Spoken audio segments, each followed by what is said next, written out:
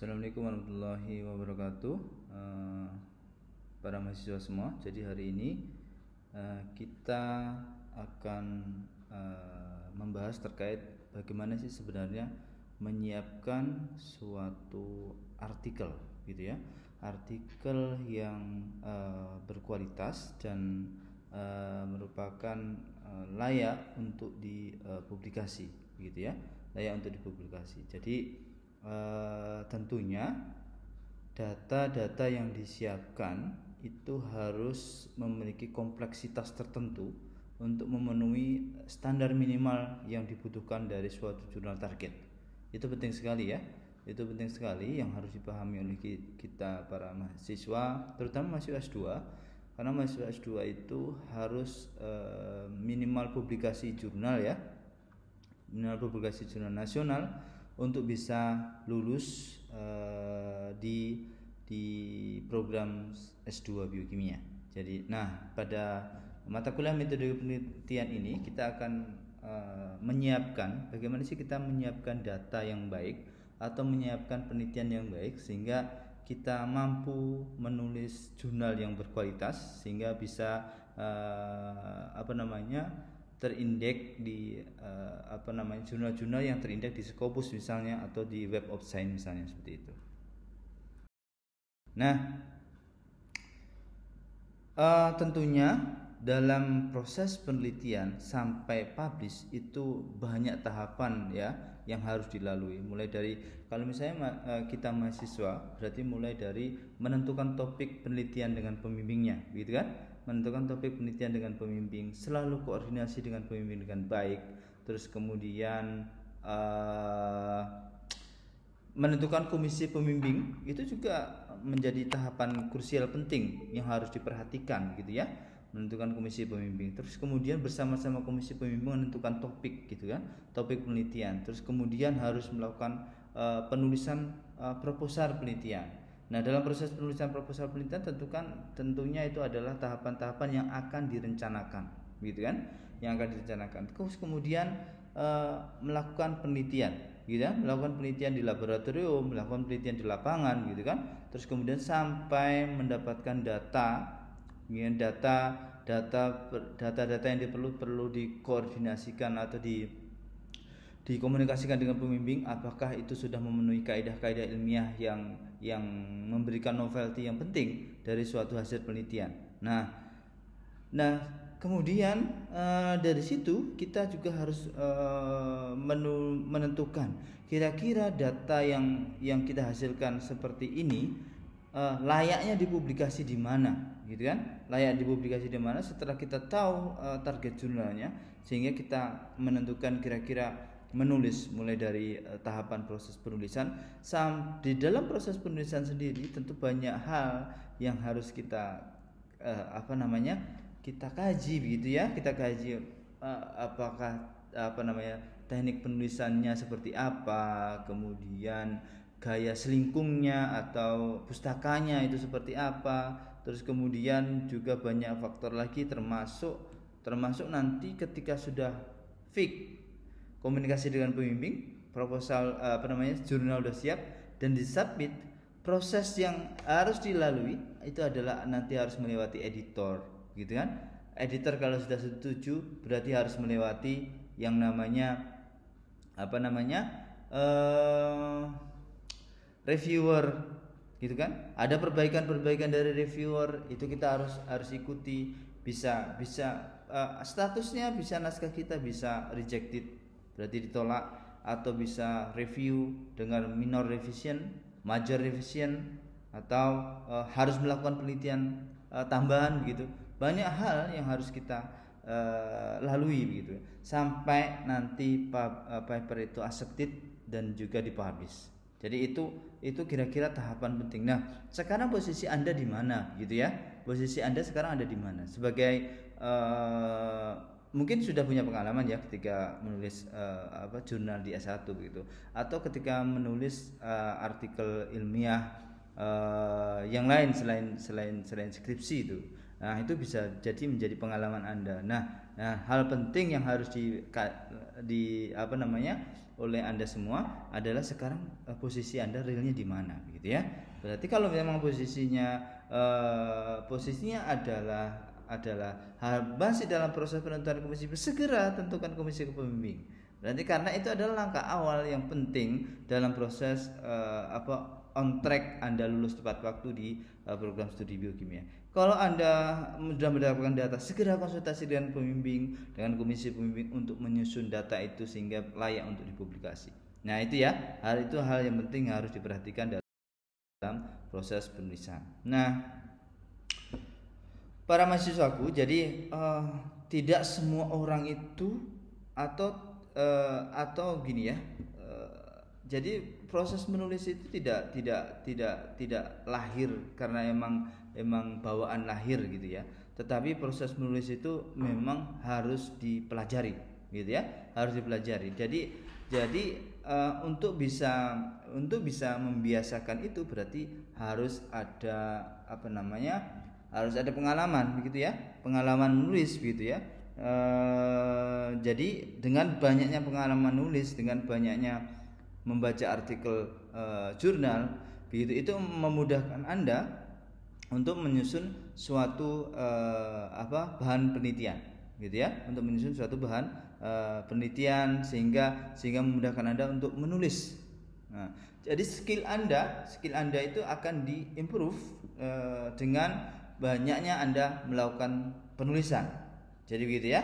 Jadi bukan seseorang itu bukan mampu dan tidak mampu menulis, tapi mau dan tidak mau melakukan penulisan. Jadi itu ya. Semua bisa dipelajari. Sehingga kalau misalnya Anda lama dalam menulis, karena artinya di situ memang berarti ada proses yang harus dilalui tahapan itu. Tapi kalau Anda ekspor, berarti dalam satu naskah publikasi begitu ya, kalau sudah ekspor berarti mungkin 3 hari sampai 1 minggu itu sudah selesai dalam suatu proses penulisan dengan data yang telah diolah misalnya seperti itu. Mulai dari pengolahan data idealnya berarti mulai dari pengolahan data sampai tulis full, kalau tidak ada aktivitas lain berarti 1 minggu itu idealnya sudah selesai. Itu berarti udah kategorinya udah ekspor gitu ya. Jadi mulailah untuk menulis, minimal adalah menulis proposal penelitian. Jadi silakan Anda menulis proposal penelitian dan itu menjadi bahan untuk Anda melakukan penulisan.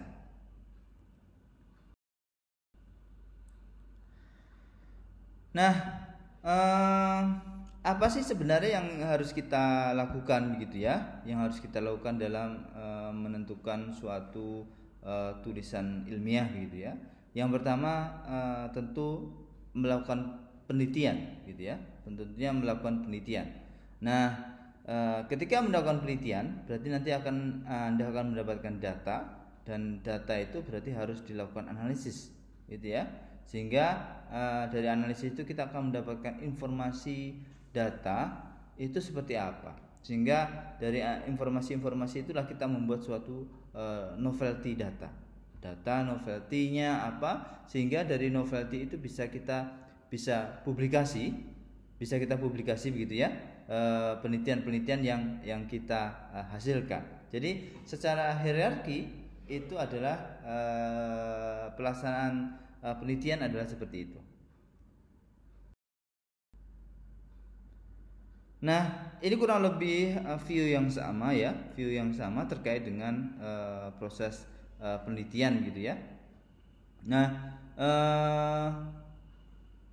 ini adalah mendapatkan output penelitian, berarti memang dari pelaksanaan riset, dari hasil riset itu baik di lapang ataupun di laboratorium ataupun juga secara in silico, misalnya di komputer gitu ya, lab komputer gitu. Nanti data yang diperoleh itu harus dianalisis untuk mendapatkan informasi penting apa yang bisa kita kaji begitu ya, sehingga kita bisa menentukan informasi itu menjadi knowledge atau novelty yang penting yang itu perlu kita publikasi. Nah, tentunya menjadi teknik seni tertentu ya, ketika Anda mendapatkan data yang kira-kira itu tidak terlalu novelty gitu ya, tidak memiliki novelty, dan itu bisa menjadi kelemahan Anda untuk menulis sebuah artikel ilmiah gitu ya, karena itu rejectednya berarti akan semakin tinggi gitu ya, rejectednya akan semakin tinggi. Jadi harus diperhatikan terkait hal itu. Jadi harus diperhatikan oleh Anda semua terkait hal itu. Jadi yang penting berarti desain eksperimentalnya, gitu ya. Yang di sini berarti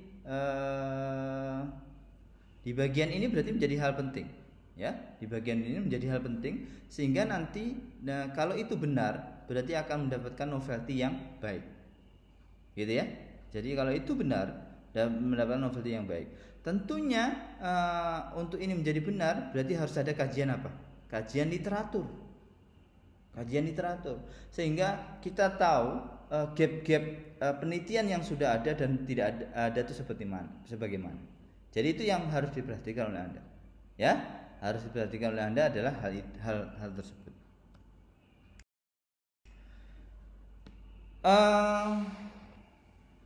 Jadi ini beberapa pertanyaan ya, ketika Anda membuat suatu publikasi.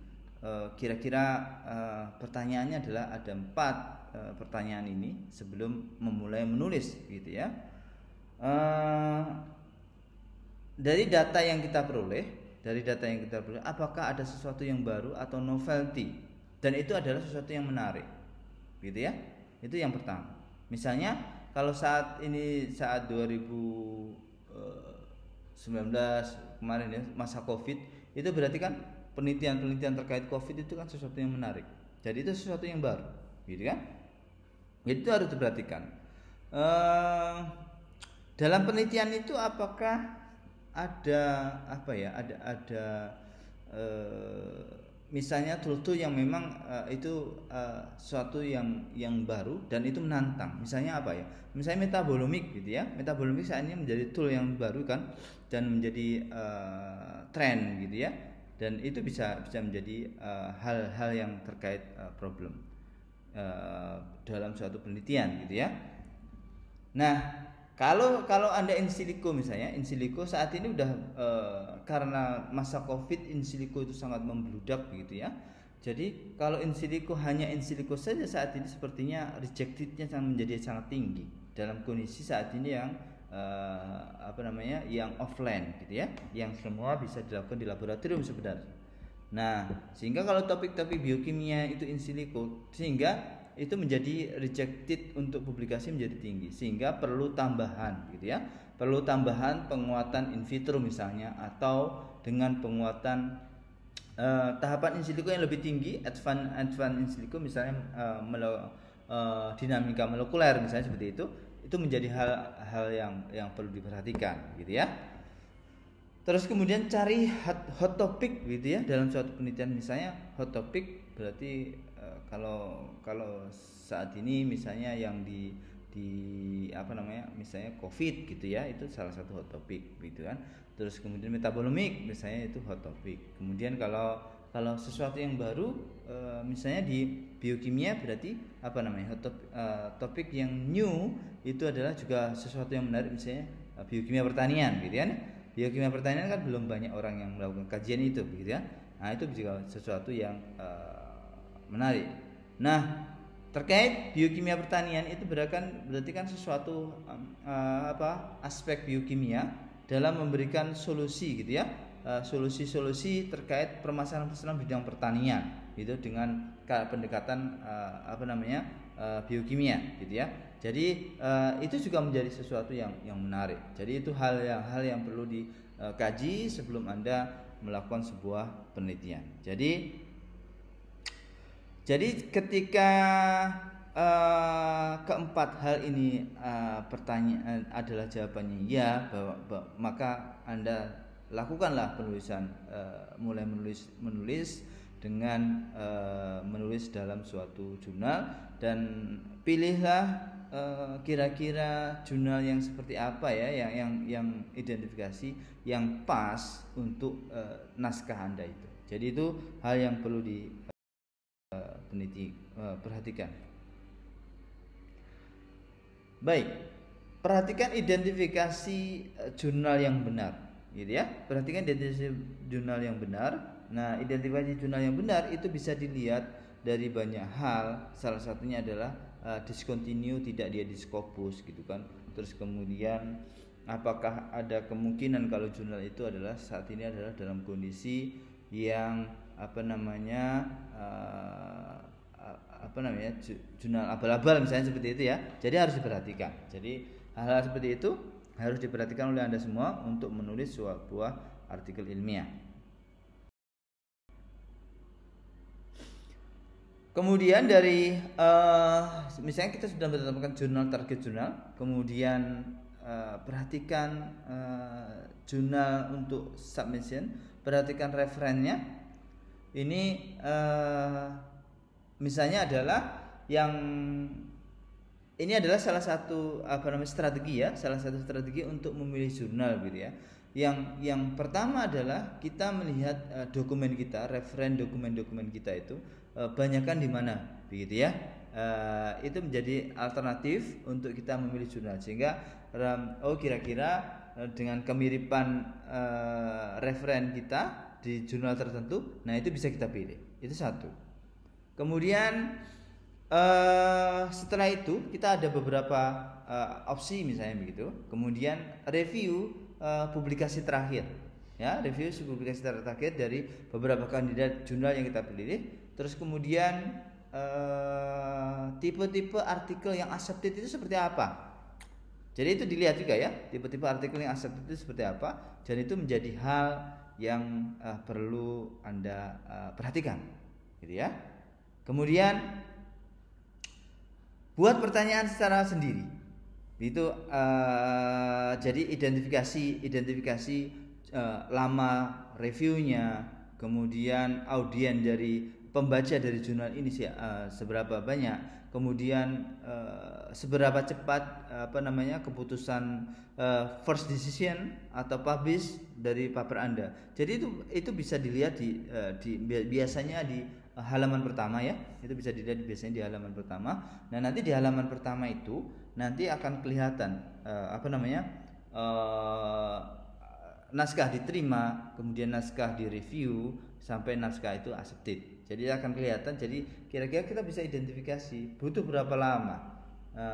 Nah, butuh berapa lamanya itu nanti berarti artinya Anda harus perhatikan kira-kira kalau mau publish di jurnal ini untuk kebutuhan Anda lulus gitu misalnya, berarti harus seperti apa. Kalau submit aja kan nggak bisa mendapatkan nilai publikasi A kan ya. Nah, kalau submit aja. Jadi harus perhatikan juga ya nanti untuk nilai publikasi seperti apa. Dan itu harus diperhatikan terkait dengan publikasi. Nah, kebutuhan Anda apa? Open access atau tidak? Karena kalau open access berarti harus menyiapkan dana APC, gitu ya, Article Processing Charge. Nah, biasanya itu besar. Biasanya itu dana itu besar. Nah, kalau Elsevier itu biasanya sekitar 20-an juta itu yang paling murah. Ya, open access 20-an juta itu paling murah. Jadi beberapa tergantung jurnalnya sih sebenarnya ya, tergantung jurnalnya. Misalnya kayak Arabian Journal of Chemistry itu sekitar 1.400-an US dollar ya, 1.400-an US dollar. Kemudian kalau kayak Helion lebih tinggi lagi, itu sekitar hampir 40-an juta ya sepertinya. Nah, siapa menyokong dana Anda penelitian, gitu ya, itu harus diperhatikan juga. Jadi kalau Anda pribadi ya nggak apa-apa sih pakai dana orang tua misalnya seperti itu, atau dana dari dana dari penelitian beasiswa misalnya. Bismillahirrahmanirrahim. Jadi itu juga hal-hal yang perlu diperhatikan. Nah, kemudian kita kan semakin merucut nih. Oh, kita pengennya yang free saja. Oke, kita pilih yang free kira-kira dari data yang ada. Terus kemudian kita cek dia itu jurnalnya predator atau tidak. Jadi untuk melihat jurnal predator atau tidak bisa dilihat di Bill List of Predatory Open Access Publisher. Jadi itu salah satu sebenarnya tidak menjadi tidak menjadi hal penting di situ, tetapi bisa menjadi opsi untuk minimal Anda menjadi pertimbangan gitu ya, menjadi pertimbangan Anda untuk memilih suatu jurnal yang kategorinya predator atau tidak gitu ya. Nah, ini misalnya jurnal yang Anda pilih misalnya adalah Biochemical Systemic and Ecology misalnya seperti itu. Jadi ini bisa dilihat dari ini tujuan, kemudian tipe jurnal yang accepted itu seperti apa, pembacanya siapa saja, kemudian perhatikan tipe-tipe yang abstrak, misalnya yang publikasi recent publikasi yang baru publish gitu ya, baru publish online misalnya seperti itu. Misalnya di sini kan ada misalnya chemical constituent from misalnya seperti itu ya, dan seterusnya misalnya seperti itu. Jadi kalau Anda melakukan penelitian seperti ini misalnya, berarti ada kemungkinan bahwa ini bisa masuk dalam jurnal ini misalnya seperti itu. Jadi itu menjadi strategi Anda untuk memilih suatu artikel ilmiah.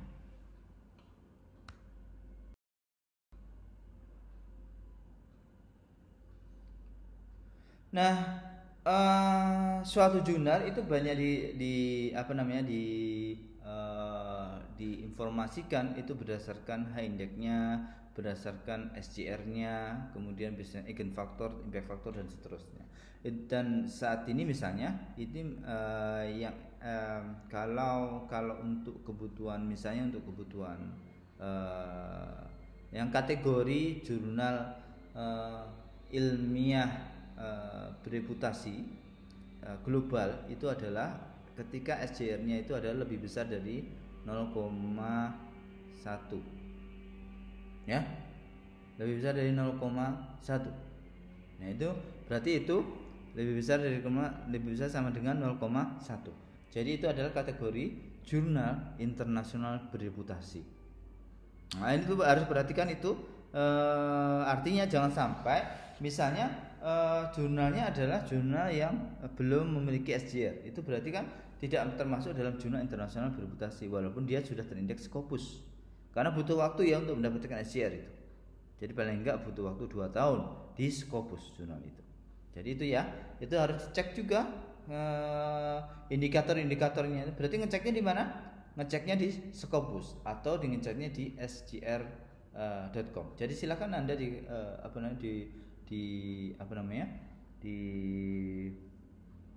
list gitu ya, kira-kira dari jurnal-jurnal target SCR-nya seperti apa, kemudian H-index-nya seperti apa dan seterusnya. Jadi itu menjadi alternatif untuk Anda bisa kaji. Baik, ini adalah salah satu jumlah citasi, kemudian after publikasi, tahun-tahun setelah publikasi gitu ya. Ini indikator-indikator yang menentukan suatu impact factor atau bibliometric parameter dari suatu jurnal gitu ya. Nah nanti ketika di SCR jurnal Anda akan menemukan, misalnya kita pilih adalah yang ini ya, Biochemical, Genetic and Molecular Biology. Nanti jurnal dengan SCR yang paling tinggi sekitar 30,428 itu adalah Nature Review Genetic. Jadi Nature ya, gitu ya. Jadi SCR sangat tinggi sekali. Jadi artinya itu menjadi jurnal yang top di bidang biokimia, genetik dan molekular biologi, gitu ya. Jadi kalau target kita, gitu ya, target kita ke Nature itu menjadi suatu cita-cita yang hebat, gitu ya, menjadi suatu cita-cita yang menarik sebagai seorang peneliti di bidang biokimia, gitu ya. Tapi agak berat ya, agak susah sampai situ. Nah, hal yang penting lagi bahwa kita bisa mengidentifikasi pembaca kita ya untuk paper kita. Jadi kita pembaca kita tuh kira-kira seperti apa? Misalnya begini ya. Misalnya bidang saya adalah tanaman obat, gitu ya. Tentunya kalau tanaman obat berarti cari jurnal yang skupnya adalah pembacanya adalah tanaman obat, gitu ya. Jangan nyari jurnal yang itu adalah ekonomi bidangnya, itu kan jauh sekali. Jadi kemungkinan rejectednya itu akan sangat tinggi kalau seperti itu. Jadi itu hal penting yang harus diperhatikan oleh Anda semua. Oke, nah ini adalah, jadi ketika Anda sudah mendapatkan beberapa list kandidat jurnal untuk manuskrip Anda, jadi pastikan bahwa Anda, komisi pembimbing dan authorship semuanya setuju dengan jurnal itu, gitu ya. Terus kemudian tulislah sebuah draft sesuai dengan guideline jurnalnya. Kemudian perhatikan ya guideline jurnal dengan teliti, begitu ya. Karena gini, jurnal yang berbeda itu memiliki guideline yang berbeda. Jadi gitu ya, dan yang berbeda. Jadi harus perhatikan dengan baik. Jadi jangan Anda coba-coba sajalah, gitu ya. Jangan kau tidak, karena kalau coba-coba saja itu nanti akan menghabiskan banyak waktu bagi Anda untuk menulis jurnal. Karena tipe jurnal yang berbeda memiliki model naskah yang berbeda, sehingga akan menghabiskan banyak waktu, gitu ya. Sehingga seleksi awal itu menjadi hal penting bagi Anda untuk mendapatkan jurnal yang tepat untuk naskah Anda, untuk data-data Anda, sehingga data-data Anda itu yang ditulis dalam suatu artikel itu bisa publish dengan baik. Jadi itu yang perlu diperhatikan. Nah, tentunya hal pertama yang harus ketika akan preparasi atau membuat tulisan adalah memperhatikan guideline author, gitu ya. Mulai dari abstraknya bagaimana, kemudian judulnya, apakah ada ketentuan judul harus jumlah katanya berapa, abstrak apakah ada ketentuan jumlah katanya berapa, dan harus dimunculkan di abstrak itu apa aja. Kadang-kadang abstrak itu misalnya secara umum, gitu ya, secara umum di abstrak itu kan harus ada latar belakang, tujuan, kemudian metode, kemudian hasil, kesimpulan penting. Ada 5 hal itu yang harus ada di abstrak. Nah, terkadang suatu jurnal itu tidak memerlukan latar belakang dan tujuan, gitu ya. Bahkan metode tidak diperlukan, bahkan langsung hasil dan kesimpulan. Terkadang seperti itu. Jadi makanya itu harus penting bagi Anda untuk memperhatikan terkait dengan judul penelitian itu, gitu ya. Terus kemudian baca dengan baik tahapan-tahapan penulisan artikel, item-item penting yang ada di guideline author itu, sehingga Anda itu benar-benar pas. Bahkan termasuk penggunaan satuan internasional. Berarti misalnya gram itu misalnya G. Itu kalau Anda tulis gram kan berarti salah. Ya. Kalau hal itu banyak salahnya, nanti rejectednya itu akan sangat tinggi. Gitu ya. Rejected oleh editornya akan sangat tinggi. Nah, itu harus diperhatikan. Jadi termasuk jumlah kata, termasuk margin layout itu harus diperhatikan. Kadang-kadang sih tidak semuanya ya, tidak semuanya memberikan margin layout, tetapi yang umum saja itu harus diperhatikan ya terkait itu. Jadi baca, pahami dengan baik. Kalau bingung konsultasi dengan pembimbing. Itu fungsinya pembimbing adalah untuk tempat bertanya. Jadi jangan didiamkan, gitu ya. Kalau pembimbing tidak memberikan solusi, cari dosen yang kira-kira kompeten untuk bisa memberikan solusi terkait itu, gitu ya. Cari dosen. Jadi kalau misalnya Anda dosen Anda walaupun bukan pembimbingnya, itu sih biasanya available untuk bisa memberikan jawaban, gitu ya, terkait dengan penulisan artikel. Nah, kalau bingung berarti cari dosen metodologi penelitiannya. Berarti kayak saya, gitu ya. Walaupun saya bukan dosen pembimbing Anda misalnya, tapi kalau terkait jurnal silakan bertanya dengan saya, gitu ya. Karena saya berarti saya sudah memiliki pengalaman lebih banyak dibanding Anda, misalnya seperti itu. Itu menjadi hal yang penting untuk bisa bisa membuat tulisan ilmiah yang bereputasi tinggi. Eh, hal yang perlu diperhatikan ketika apa namanya ya, ketika submit gitu ya, dan ini menjadi banyak problem ya, banyak problem dari sebuah apa namanya submit. Jadi yang pertama adalah biasanya kita di reject tuh karena di luar scope dari jurnal itu. Jadi perhatikan scope dari jurnal itu apa saja, gitu ya. Terus kemudian tidak sesuai format dan tidak sesuai dari guideline author. Nah itu biasanya di reject gitu oleh editor. Biasanya jurnal, tiap jurnal berbeda-beda ya. Biasanya dia tuh meminta suggested reviewer, ya, reviewer yang disarankan gitu ya. Nah, reviewer yang disarankan itu siapa saja. Nah biasanya kalau jurnal internasional bereputasi itu menyarankan reviewer ilmiah itu biasanya dari jurnal-jurnal yang di luar negara kita, gitu ya, di luar negara kita. Jadi kira-kira siapa? Nah tentu mencari suggested reviewer ini juga agak susah kan, gitu kan. Paling gampangnya seperti apa? Paling gampangnya adalah lihat di referen kita, di jurnal-jurnal kita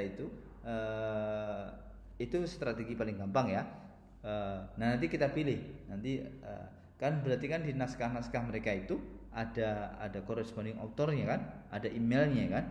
Nah itu yang kita pilih, bisa seperti itu ya. Itu menjadi itu. Terus kemudian faktor lainnya adalah kita tidak memfasilitasi semua pertanyaan atau semua permintaan reviewer, gitu ya. Reviewer misalnya reviewer itu harus menambah data A, oh ternyata kita tidak memberikan tambahan data A, gitu misalnya begitu ya. Atau mengimprove pembahasan, ternyata kita tidak melakukan improving pembahasan dengan memberikan kepuasan yang maksimal terhadap reviewer. Nah itu menjadi problem ya, itu menjadi problem ya dari dalam penelitian Anda ini. Itu menjadi problem. Jadi itu menjadi rejected. Itu bisa terjadi. Kemudian yang selanjutnya adalah standar penulisan dalam bahasa Inggrisnya. Nah, oke. Kita mau bukan orang native English ya, tetapi kita bisa mengimprove bahasa Inggris kita ke layanan yang ada di IPB. Jadi IPB saat ini kan memiliki layanan yang banyak gitu ya. Jadi itu menjadi hal termasuk Q3 ya, minimal Q3 itu ada di saya tidak lupa ya namanya layanan itunya. Tapi kalau Q2 itu Editech, Q2 kalau Q1 itu Enagu. Jadi itu pilihan-pilihan yang bisa Anda berikan dan itu gratis ya, itu gratis. Jadi itu bisa dimanfaatkan ya. Terus kemudian biasanya Anda melakukan resubmit tanpa melakukan perbaikan, jadi bisa rejected lagi. Jadi ya itu ya. Jadi misalnya biasanya kita kalau saya gitu ya, misalnya publikasi itu berarti cari artikel yang cari jurnal yang high impact gitu ya. Terus kemudian kita coba submit di situ sehingga kita bisa mendapatkan informasi apa saja yang harus diperbaiki dari naskah kita, gitu ya, yang harus diperbaiki naskah. Nah itu menjadi pilihan ketika Anda publikasi, gitu ya. Nah itu beberapa hal yang harus Anda hindari, gitu ya. Oke. Bahasa Inggris merupakan sesuatu yang penting karena dengan bahasa yang tepat informasi yang akan Anda sampaikan dalam suatu tulisan itu menjadi sampai, gitu ya, menjadi sampai ke pembaca, begitu. Jadi oleh karena itu kita sebagai penulis sebaiknya mempersiapkan hal itu dengan baik. Banyak tool yang kita bisa gunakan, mulai dari Grammarly misalnya untuk memperbaiki grammar-grammarnya. Kemudian ada paraphrase ya, untuk paperpoll ya, untuk paraphrasing dari sebuah tulisan kita itu bisa kita lakukan. Jadi itu saat ini bukan menjadi masalah. Selanjutnya dari situ kita sudah dapat minimum bahasa Inggris, kemudian kita bisa perbaiki ke service edit bahasa Inggris yang profesional. Misalnya tadi EdTech, kemudian misalnya tadi Enago, itu adalah salah satu pilihan-pilihan untuk bisa kita gunakan dalam memperbaiki tulisan bahasa Inggris kita.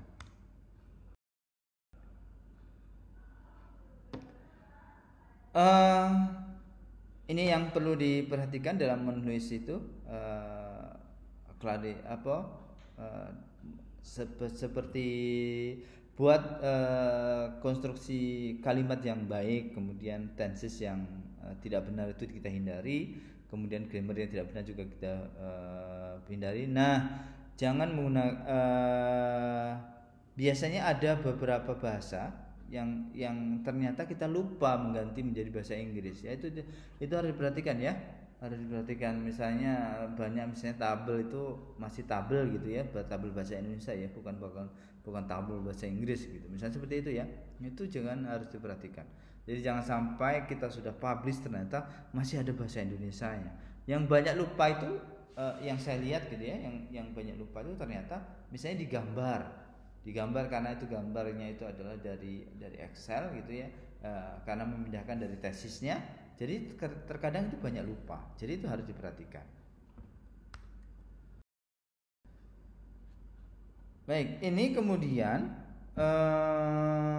tentunya dalam menulis bahasa Inggris itu lebih mudah nulis dalam bentuk kalimat-kalimat yang pendek gitu ya, itu akan terlihat lebih profesional gitu ya.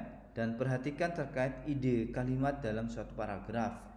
Jadi jangan sampai loncat-loncat gitu ya. Dan ini banyak ini membingungkan tentunya menjadi dari pembicara, gitu, dari pembaca. Jadi buat ide paragrafnya apa, terus kemudian kembangkan ide itu menjadi per kalimatnya seperti apa, gitu ya. Terus jangan juga satu paragraf itu cuma satu kalimat, itu bukan paragraf namanya, gitu ya. Itu harus diperhatikan terkait hal itu. Jadi untuk memudahkan berarti nulisnya dalam bentuk bahasa Indonesia dulu misalnya seperti itu. Jadi bisa lebih sederhana.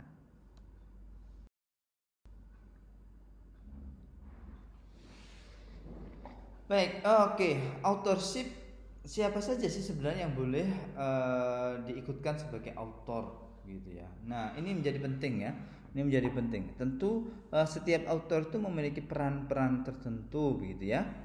Nah, apakah orang luar di luar pembimbing itu boleh menjadi di luar, misalnya Anda berarti pembimbingan, terus kemudian komisi pembimbing, kemudian orang luar.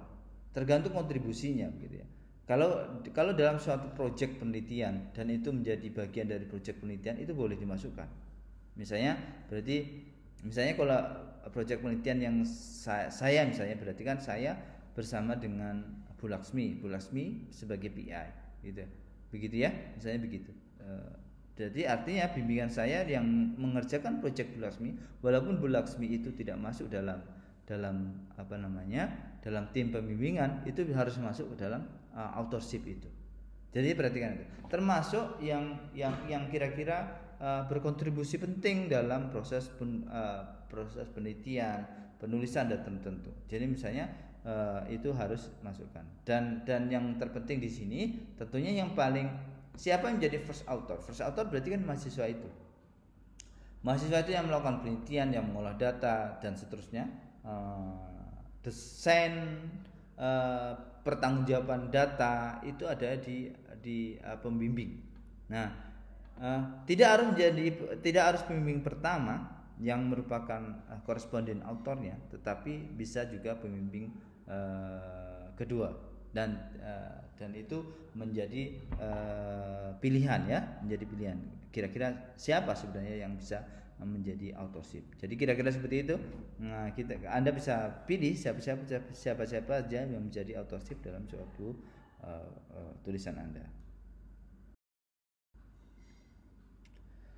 Nah, ini ya, ada first author, ada corresponding author. Jadi gitu ya. First author berarti yang dia menghasilkan data, kemudian menganalisis, kemudian menginterpretasi hasil, kemudian berarti kemudian dia mengolah data itu menjadi suatu artikel, dan melakukan drafting ke pembimbing. Itu berarti first author. Kalau corresponding author seperti apa?